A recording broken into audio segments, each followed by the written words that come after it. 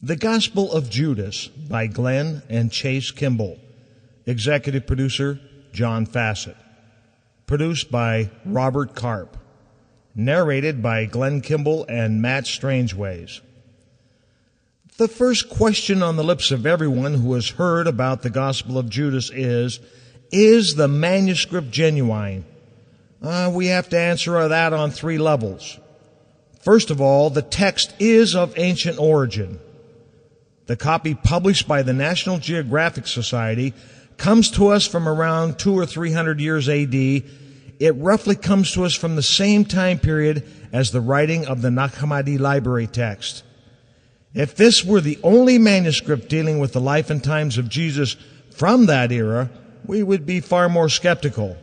However, this is but one of thousands of texts that come from that period of time. In other words, the Gospel of Judas comes to us from a group of manuscripts about Jesus in the epoch of time in the region of Egypt. Secondly, the second generation apostolic fathers, such as Irenaeus and Clement, speak of this text. They were not complimentary for obvious reasons. However, the fact that it is mentioned at all supports the idea that the manuscript existed in their day. And number three, there are those who go even farther and ask how Judas could have written a gospel about himself and then commit suicide within a few days after the events took place. Most of the texts of the Bible were not written by the person whose name appears on the book. Much of biblical history comes to us from oral traditions, and the parts that did have textual provenance were written many years after the events took place. That shouldn't be fodder for the critics. We can't dismiss the veracity of the Bible because our versions come to us from oral traditions. The oral traditions were a skill well practiced. Chanting a history was often far more accurate than we envision in our day. The Quran was a chanted oral tradition too. So were many of the Eastern texts and almost all of the Native American traditions as well. One thing is for sure. There were many people following the 12 apostles in their day. Some of those people were extremely literate and came from the scribal priesthoods. Each of the apostles had their entourage. It would have been likely that Judas had this entourage as well. After all, he was the treasurer amongst the apostles, and those wanting to get paid would have naturally followed him around. In addition, Judas was a relative of Annas and Caiaphas, the contemporary heads of the Sanhedrin, who were responsible for the crucifixion plot. The first thing they would have done would be to have someone following Judas and recording the behavior of Jesus and his followers. We know, for example, that the famous kiss of Judas on the cheek of Jesus in the Garden of Gethsemane wasn't an act of identification. Jesus was famous in his own day. When he entered Jerusalem a few days before his crucifixion, many people laid palms at his feet. They must have recognized him. Annas and Caiaphas didn't need to have Jesus identified for them. They knew exactly who he was and what he looked like. In the case of Annas, he had known Jesus' parents from before the time Jesus was born. That story is contained in the Gospel of the Virgin Mary. It was Annas who was a witness against the Virgin Mary and Joseph the carpenter when they found her with child. That was a capital offense worthy of being stoned to death, especially since she had been one of the temple virgins raised from the time she was 3 within the temple compound. Annas was the chief witness against Mary and Joseph before the Sanhedrin tribunals at that time. Annas was famous for being a witness and knowing the witness process before the Sanhedrin. This witness concept pertains to the kiss of Judas as well. The kiss of Judas can be compared to taking an oath in court to tell the truth, the whole truth, and nothing but the truth. Judas had already informed Annas and Caiaphas as to the supposed statements of insurrection uttered by Jesus that week. That is where the real betrayal occurred, not in Gethsemane. The kiss of Judas was merely the punctuation on his witness against Jesus. There were other people who were in that entourage which arrested Jesus as well. We know that because by the time Jesus is taken to the house of Annas by the Sanhedrin police force, there are quite a few people involved. Any one of them could have recorded both the sworn story of Judas and his witness against Jesus. It is also apparent that the person doing the writing would have had the interest of Annas and Caiaphas at heart and not the interest of telling the true story of Jesus and his apostles. It was paramount that any written account about Judas would vindicate Judas as being innocent. If Judas had been portrayed as a villain, that would have reflected poorly on Annas and Caiaphas. It is conceivable that any perjured witness against Jesus would have been legal grounds for censure from the Sanhedrin itself. Judas was a paid informant of Annas and Caiaphas.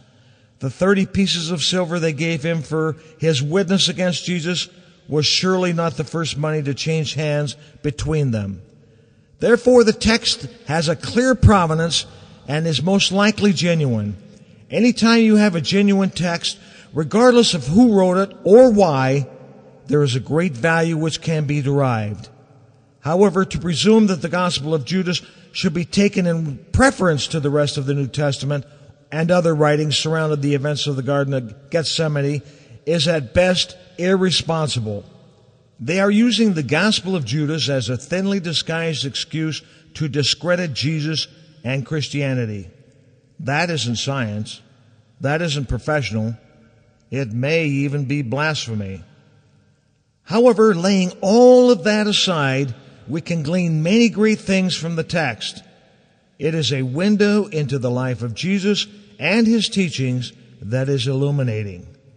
There are no perfect ancient manuscripts. On the other hand, there are no worthless ancient manuscripts either, even the ones who are attempting to promote the wrong slant to the story. The fact that there is value in the Gospel of Judas is further corroboration that the text is real. One of the principal ways we can know what is true and what is not from ancient texts is that they have corroboration from other sources. The Gospel of Judas has no historical corroboration depicting Judas as a hero. On the other hand, there are many manuscripts which portray Judas as a villain. The Gospel of Judas portrays Judas as someone who helped Jesus to die and fulfill his mission. Paradoxically, there are elements within the Gospel of Judas which have a corroborative content which can be compared with other sources, including the Bible itself. The Gospel of Judas. The Gospel of Judas is exactly what we expect Judas to say if he were alive today. He tells the story of his involvement with the death of Jesus in a way that vindicates his own actions. He suggests that he made a deal with Jesus to free him from his mortal flesh and to help Christ perform his mission. If that were really true, then this act by Jesus would have been a form of suicide. That is extremely unlikely. It is contrary to all Judeo-Christian beliefs. The truth of the matter is that Jesus probably told Judas that he would be the one to betray him. Jesus was famous for seeing into the future. It was one of the advantages of being the Son of God. Judas says that Jesus took him aside and taught him about the mysteries. The history of the text. Our copy comes to us written in Coptic. The word Cop means Egyptian. Coptic Christianity is Egyptian Christianity, whose first pope was Mark the Evangelist.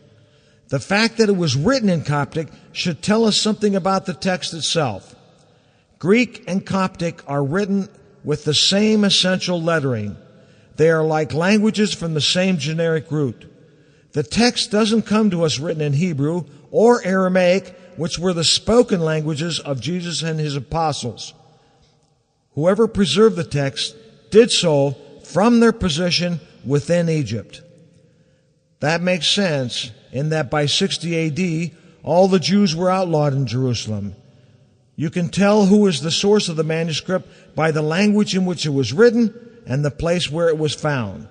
Most of the principal characters of the New Testament didn't end up by dying or preaching in Egypt. Those who did end up in Egypt formulated other types of Christianity or had other agendas. In this case, the agenda for the Gospel of Judas is clear. It was preserved to vindicate the actions of Judas.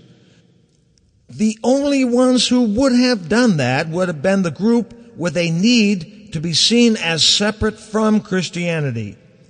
The Talmud Emmanuel is another ancient text of this type.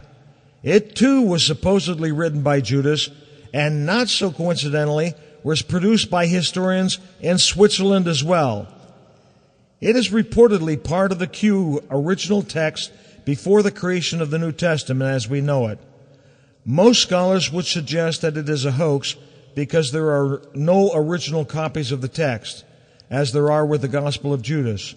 James Deardorff claims that there are 300 more authentic references in the Talmud Emmanuel than in the Gospel of Matthew. However, again, Deardorff is not a biblical scholar, but took early retirement from the University of Oregon as a professor of atmospheric physics to pursue the text. Everyone seems to want to retell the story of the New Testament. The document had deteriorated considerably by the time the Swiss came into possession of the Gospel of Judas.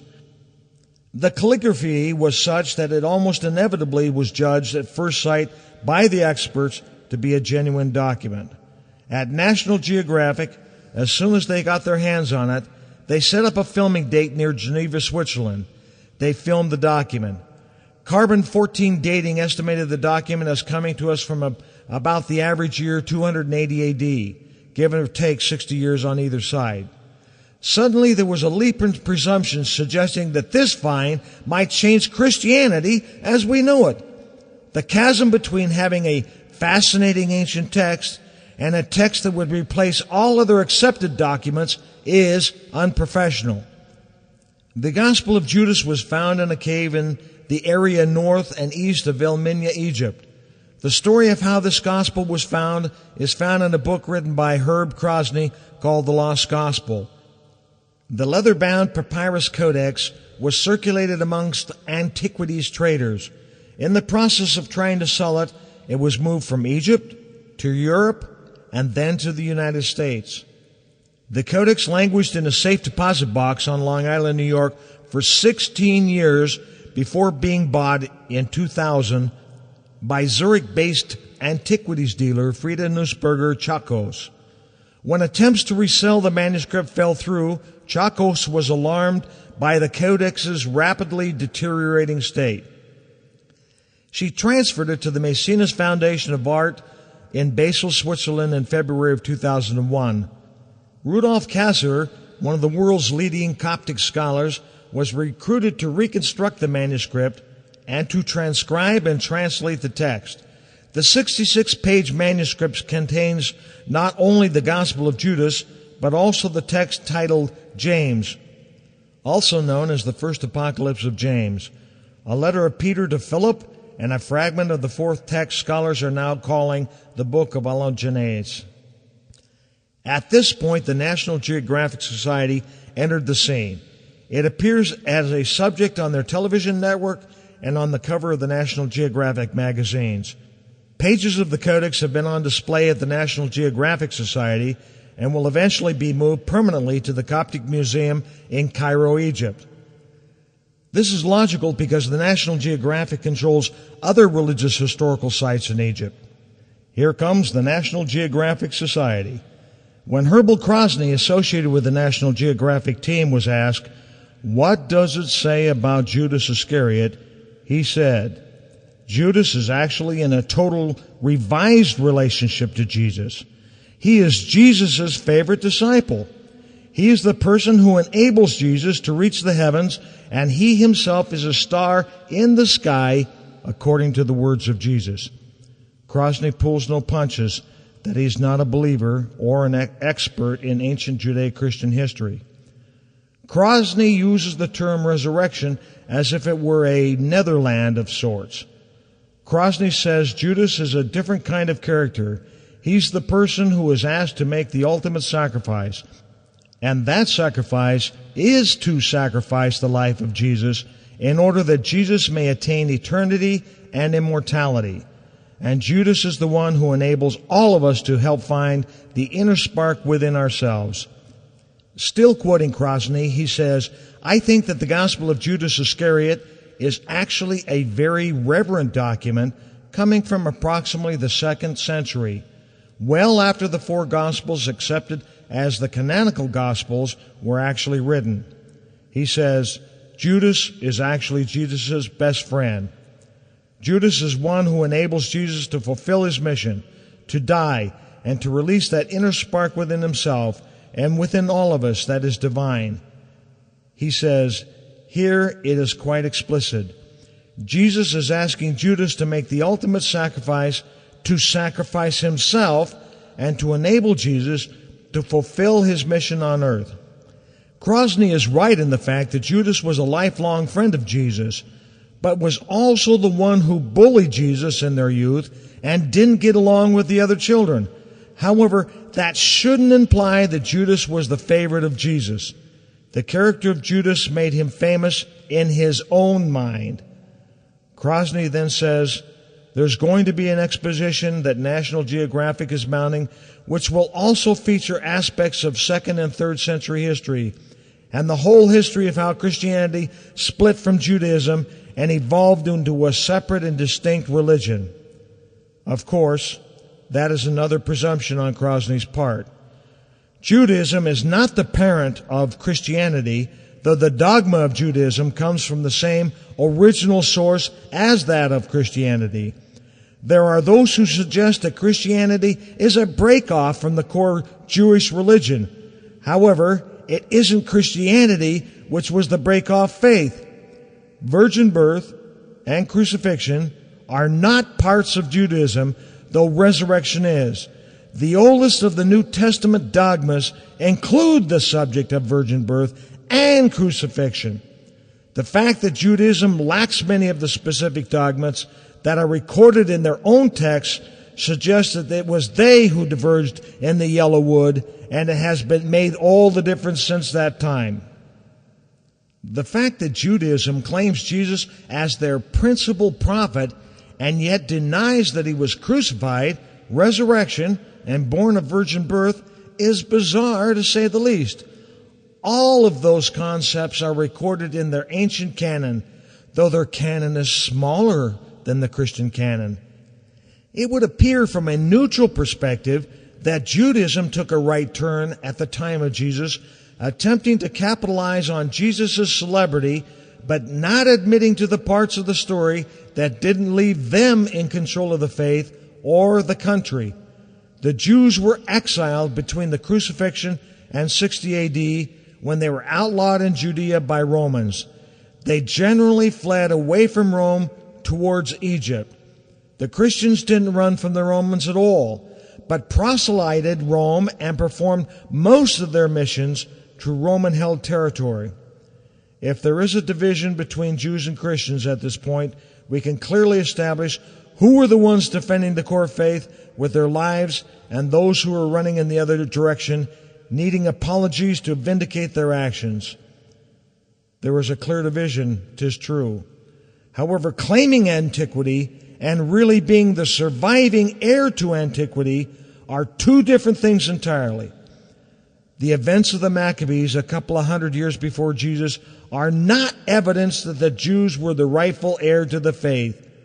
They are, however, clear evidence of the claims of the Hasmonean dynasty for political power within Rome. Rome recognized Simon as the first king of the Hasmonean dynasty. However, he too was merely waiting until a suitable prophet would appear. Christians and Jews both claim Jesus to be suitable, but Jews do not accept part of the story. The Gospel of Judas and the Talmud Emmanuel are evidence of the difference between Judaism and Christianity. This is not an attempt to be anti-Semitic any more than Jews are attempting to be anti-Christian. However, to claim that Christianity was a break-off faith from Judaism cannot be established. After all, Jesus was as Jewish as anyone in his day. He had as much right to the throne of David as Herod the Great, or the puppets controlling the Sanhedrin, and maybe more so. Those who followed the Hasmonean dynasty into exile cannot also claim to own the faith. If we are to speak of the break between Christians and Jews, we need to be speaking of the time of the Maccabees and not the time of Jesus. The returning Jews from their captivity in Babylon still believed in the prophets of the Old Testament, like Isaiah, who described the coming of Jesus with fingerprint-like accuracy. The Hasmoneans created for themselves a functioning monarchy which helped them survive the return to Jerusalem. However, the history of the Hasmonean dynasty is stained with blood as the family squabbled over who should be king. They weren't ready to hand it over to Jesus when he appeared on the scene in fulfillment of prophecy. The family of Mark the Apostle had as much right to the Hasmonean dynasty as did Herod the Great or the Sanhedrin. However, he became aware very early in his life that the prophet Messiah had been born. The family of Jesus had more right to the blood rights of King David than any of the Hasmonean kings. The division was a separation of power first, ignoring the core beliefs and prophecy. We can point to a similar group of people who chose a very different path. The Druid Magi fraternity in Britain also had the prophecies of the coming of the Messiah. They had taught those issues around the world, and representatives appeared at the birth of Jesus bearing great gifts. Eventually, the Druid Magi movement in Britain quietly merged with Christianity. The Druids of today are not the Druids at the time of Jesus. The Druid traditions are as old as the Jewish traditions for exactly the same reason. However, one group chose one solution and the other chose differently. The first above-ground Christian churches in the world were built amongst the Chaldee in Britain. It was the Palace of the Britons from which Peter and Paul launched their missions into Rome. Similar events took place in the pre-Nicene Council Christians in China. They quietly merged with the Eastern Orthodox Christians and remain such to this day. The Native American Indians merged their traditions of the Pale Prophet when the conquistadors came to North and South America, and they merged it with Catholicism. There are similar stories around the globe. Mohammed said, "Come to me, all you Christians and Jews. You know so little of your Jesus, and I will teach you of him." Jesus remains the principal prophet of Islam, regardless of the politics in our day. The Quran is filled with the life of Jesus. Muhammad was rejected in Mecca and only became popular as an icon in the Middle East after his death. He ascended in Jerusalem, not in Mecca. If we were to look at which faith has emerged with most of the known world, it wouldn't be Judaism. The point in common is Jesus. Paradoxically, it is the center of Judaism as well. The Sanhedrin. Annas had controlled the Sanhedrin for more than a generation by the time of Jesus. 5 of his sons had been chief high priest, and Caiaphas, the chief priest at the time of Jesus, was his son-in-law.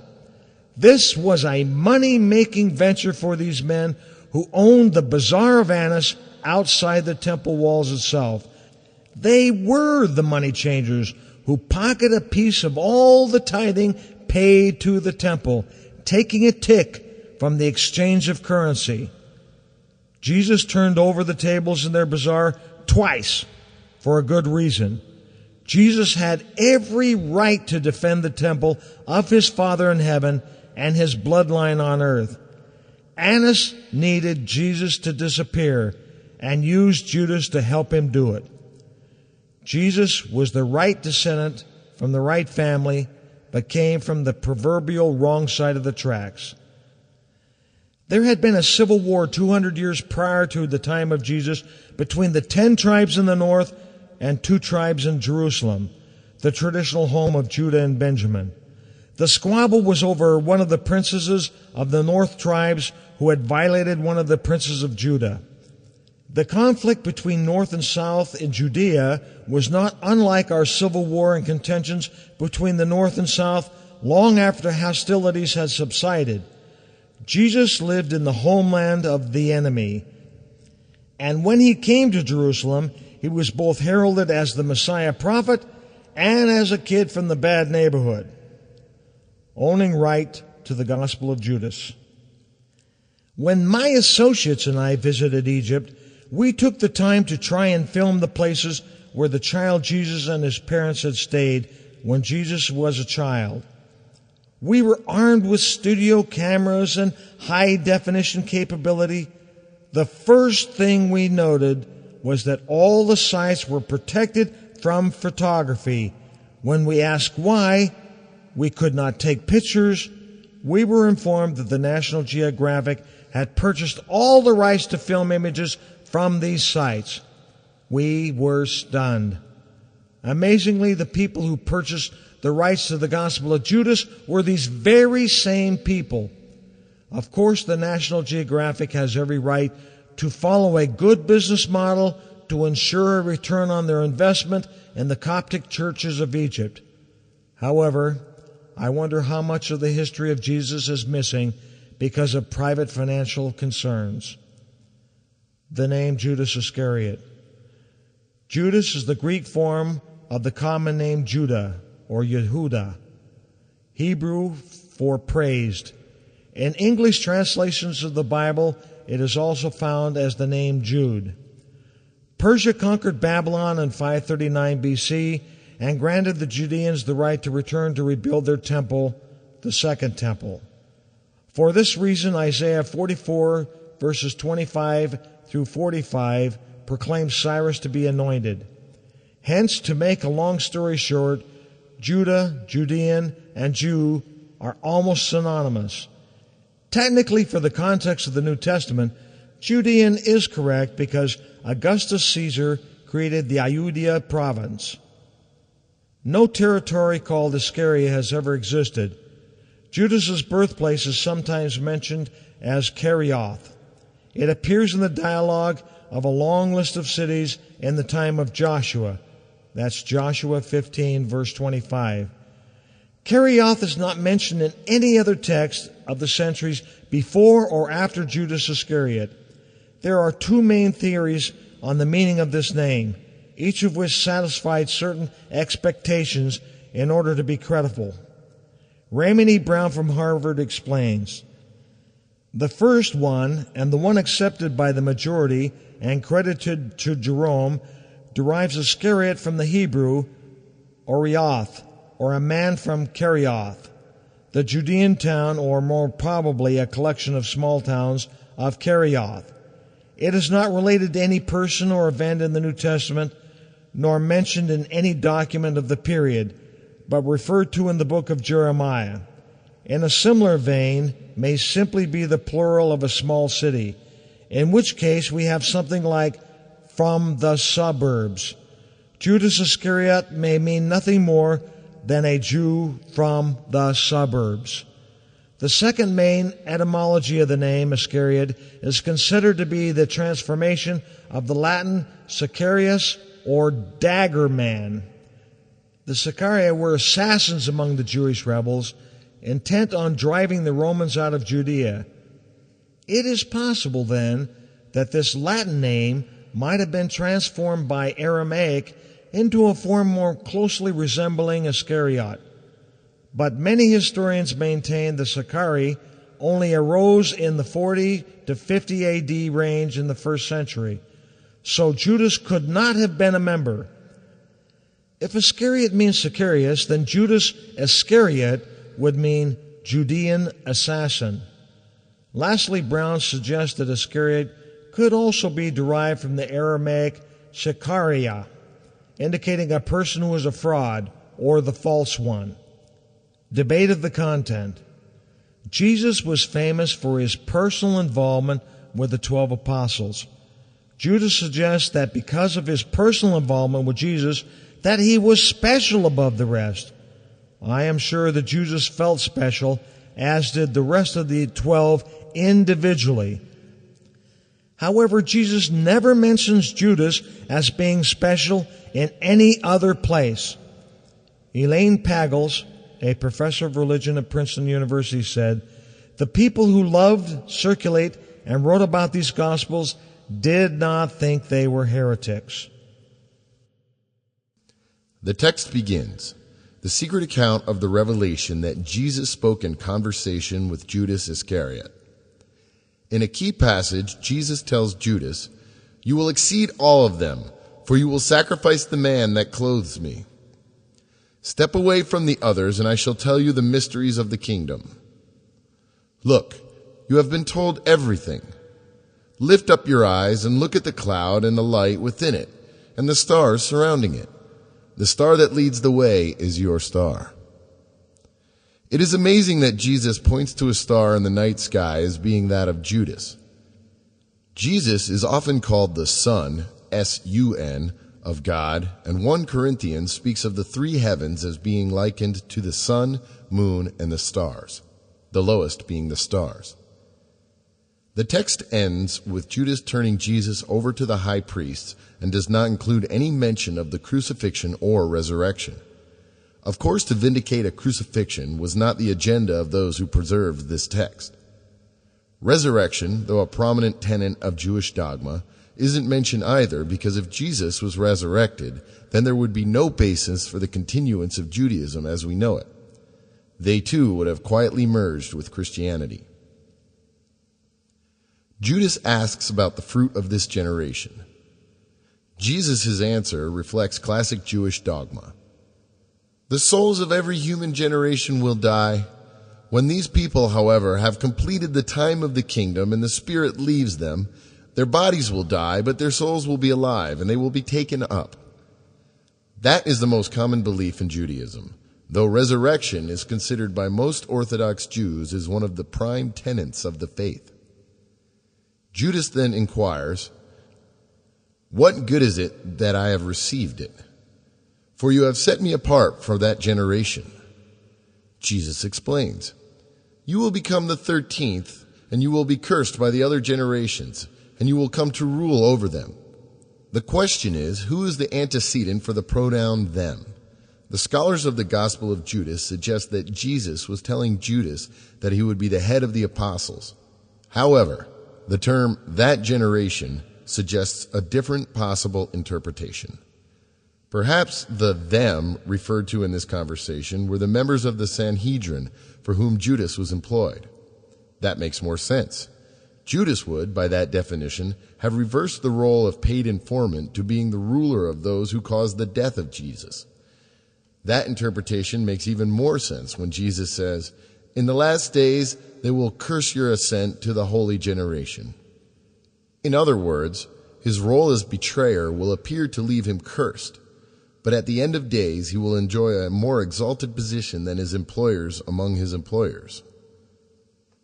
The next segment quotes 1 Corinthians 2:9. "A great angel, the enlightened divine self-generated, emerges from a cloud with 4 attendants. Jesus shows Judas how the emanations of the original Godhead came forth and were assisted by myriads of angels. Adamus, an alternate form of Adam, was in the luminous cloud and made the incorruptible generation of Seth appear. He also made 72 luminaries appear, who in turn produced 360 more. Spirits continue to multiply. Judas also sees the chaos of the underworld. The 5 who rule there are Seth, who is also called Christ, Harmathoth, Galilah, Yobel, and Adonaios. Angels, not God, create humanity. Judas asks if humans have immortal spirits, but Christ never fully answered the question. Our text tails off. When it picks up again, we are learning about how the stars guide the course of irredeemable humanity. They will fornicate in my name and slay their children. But Jesus laughs at the stars because their 6 rulers will wander about with the 5 lords of the underworld, and they will all be destroyed along with their creatures. This again suggests that the Star of Judas, which towers over the rest, is not one in heaven, but rather somewhere lower than the angels. Finally, Judas asks Jesus what those baptized in his name would do. Again, the text is flawed by time, but it includes a reference to everything that is evil. Then Christ announces, "But you will exceed all of them, for you will sacrifice the man that clothes me." In other words, Judas will betray the human Jesus. The concluding lines of this short document read, "Their high priests murmured because he had gone into the guest room for his prayer. But some scribes were there watching carefully in order to arrest him during the prayer, for they were afraid of the people, since he was regarded by all as a prophet. They approached Judas and said to him, 'What are you doing here? You are Jesus' disciple.' Judas answered them as they wished, and he received some money and handed him over to them." Manuscript. The secret account of the revelation that Jesus spoke in conversation with Judas Iscariot during the week 3 days before he celebrated Passover. The disciples become angry. In the first part of the text, Judas reports a meeting between Jesus and his disciples. They become angry when Jesus answers their questions tersely. Jesus knows that they are angry and asks if any of them would stand and face him. Only Judas is willing to stand. Judas has known Jesus as long as any of the others and was not afraid of his miraculous nature. However, Judas as well will not look at Jesus in the eyes. Judas said to him, "I know who you are and where you have come from. You are from the immortal realm of Barbello, God the Father, the unbegotten one as opposed to the one begotten of a virgin.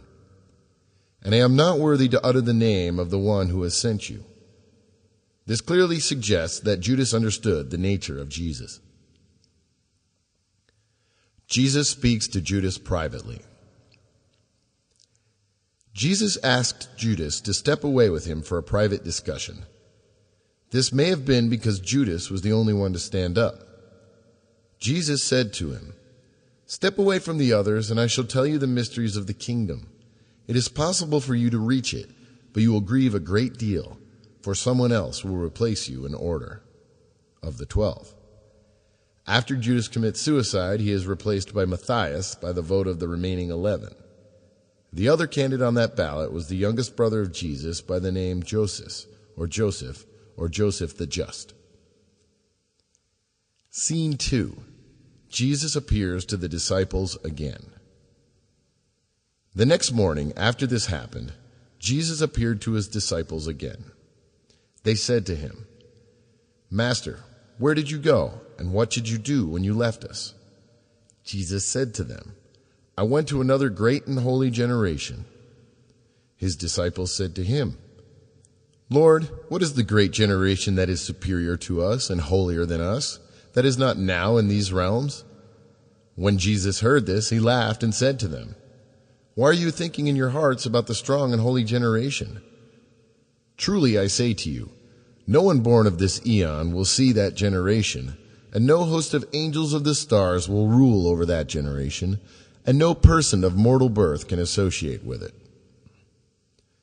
Jesus is likely referring to his experience described in 1 Peter 3, 18-21, where Jesus visits the wickedest generation who had ever lived on the earth from the time of Noah between the time he was crucified and resurrected. They had languished in purgatory, waiting for the Messiah to come and release them from their imprisonment. That is why Jesus was laughing and why he suggested that no angels will rule over this place. That also supports the contention that these people were in a hell of sorts with the spirits of those who refused to come to earth and sided with Satan in the great council before the world was created. In another place, Judas wanted to go quickly to this region after his death in order to take advantage of the visit of Jesus and his release from purgatory of the spirits who languished there. The disciples see the temple and discuss it. The apostles had a collective dream of sorts about the temple. In this passage, Jesus suggests that many of those who officiated in the temple were not worthy to do so. The historians suggest that this is referring to the 12 apostles. However, the apostles never officiated in the temple at any time. It was Annas and Caiaphas and the Sanhedrin priests which they controlled. This interpretation was a denunciation of the Sanhedrin of the day, composed of 12 tribes and not the 12 apostles. Jesus offers an allegorical interpretation of the vision of the temple. Jesus said to them, "Why are you troubled? Truly I say to you, all the priests who stand before that altar invoke my name, and they have planted trees without fruit in my name in a shameful manner. But it is the Lord of the universe, who commands. On the last day, they will be put to shame." Jesus then tells them to stop the practice of animal sacrifice. Judas asks Jesus about that generation and human generations. Jesus tells Judas that the heavens will not be ruled by our sun or things of this earth, but rather something entirely different. Judas asks about his own fate. Jesus answered and said, "You will become the 13th, and you will be cursed by the other generations, and you will come to rule over them. In the last days they will curse your ascent to the holy generation." This isn't a flattering promise at all, as suggested by the scholars of the Gospel of Judas. Judas is promised that his name will be cursed, and he will not rule over the 12 apostles, but over those who controlled the temple at the time. Jesus teaches Judas about God. Jesus said, "Come, that I may teach you about secrets no person has ever seen. For there exists a great and boundless realm, whose extent no generation of angels has seen, in which there is a great invisible spirit, which no eye of an angel has ever seen, no thought of the heart has ever comprehended, and it was never called by any name." Jesus goes on to describe the angels in heaven and the creative powers of the self-generated God who has no name. Jesus explains many of the mysteries of the heavens to Judas, which he has done with many of the 12 individually. Jesus discusses the destruction of the wicked. In these passages, it appears that Jesus is giving Judas advice as to what he may expect when he descends into the realm of the wicked. It sounds most appropriate for his individual case. Jesus speaks of those who are baptized and Judas's betrayal. Jesus says in the following passages that Judas will exceed all those who have committed sins on this level. This is far from a text of praise for Judas that the historians of the Gospel of Judas suggest. Thomas J. Seraphin, V.V., said, "The earliest recorded case of simony, the selling and or purchasing of spiritual things, can be traced back to the betrayal of Christ by Judas Iscariot. We can see that the disposition of Judas and his actions were a subject of much concern from the beginning. His actions, though not deliberately calamitous to Christ, were still motivated by Satan using the same vixen as today, money." From the Bible, we read about the behavior of Judas and about his condemnation. In John 12:4-6, we read about what Judas said to Jesus, who was having his feet anointed with oil by what was likely Mary Magdalene. Then one of his disciples, Judas Iscariot, he that was about to betray him, said, "Why was not this ointment sold for 300 pence and given to the poor?" Now he said this not because he cared for the poor, but because he was a thief, and having the purse, carried the things that were put therein. Judas was the treasurer of the 12 apostles. At the time of the betrayal, the 30 pieces of silver, equal to about $15.30, was the price of a slave among the Jews. Exodus 21:32. John 17:12 suggests that the son of perdition means Judas, whose loss through his own fault had already been decreed. In Psalm 108:8, The Holy Ghost foresaw that this would be the miserable apostles' free choice. In John 18:27, it says, Satan entered into him. Matthew 26:24-25 says, The Son of Man goeth as it is written of him, but woe unto that man by whom the Son of Man is betrayed. It had been good for that man if he had not been born. Then Judas, which betrayed him, answered and said, Master, is it I? Thou hast said. Judas appears to have left the table of the Last Supper at the beginning of the meal. In a letter to St. Basil, to the presbyters of Nicopolis, Judas, who preferred death by hanging to life in disgrace, proved himself a better man than those who now meet universal condemnation without a blush. Luke chapter 22 reads, 3. And Satan entered into Judas, who was surnamed Iscariot, one of the 12. 4. And he went and discoursed with the chief priests and the magistrates, how he might betray him to them. 5. And they were glad, and covenanted to give him money. Matthew 27 says, 3. Then Judas, who betrayed him, seeing that he was condemned, repenting himself, brought back the 30 pieces of silver to the chief priests and ancients. 4. Saying, I have sinned in betraying innocent blood. But they said, What is that to us? Look thou to it. 5. And casting down the pieces of silver in the temple, he departed, and went and hanged himself with a halter. 6. But the chief priests, having taken the pieces of silver, said, It is not lawful to put them into the corbona, because it is the price of blood. And after they had consulted together, they bought with them the potter's field to be a burying place for strangers. 8. For this cause the field was called Haceldama, that is, the field of blood, even to this day. Acts chapter 1 says, 16. Men, brethren, the scripture must needs be fulfilled, which the Holy Ghost spoke before by the mouth of David concerning Judas, who was the leader of them that apprehended Jesus. 17. Who was numbered with us, and had obtained part of this ministry. 18. And he indeed hath possessed a field of the reward of iniquity, and being hanged, burst asunder in the midst, and all his bowels gushed out. 19. And it became known to all the inhabitants of Jerusalem, so that the same field was called in their tongue, Haceldama, that is to say, the field of blood. From the 10th chapter of the book of Jubilees, we learn that the classic sons of perdition come from the time of Noah and the ark. These were also the people referred to in the Gospel of Judas.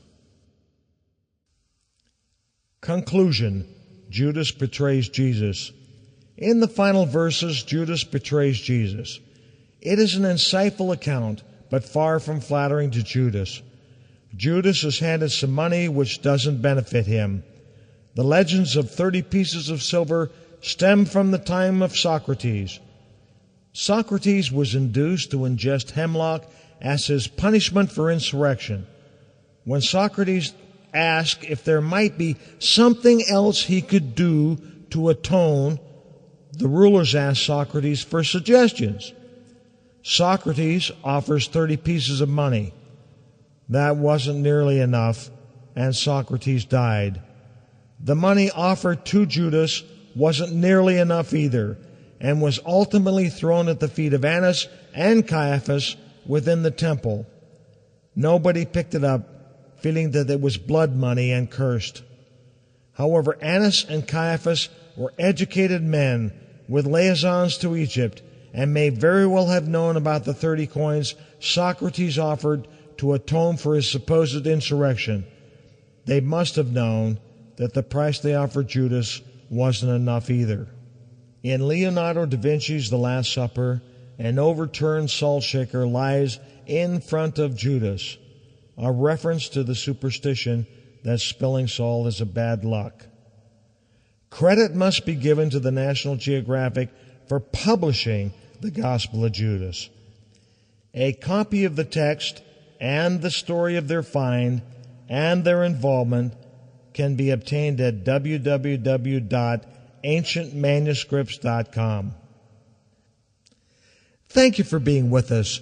It's always fun to explore ancient history. There are good texts and there are bad texts, but there are no worthless texts as long as they are real. The classwork is cumulative. It's like building a house, one brick upon another. You will understand better the classes in the coming month because of what you have learned here with us today.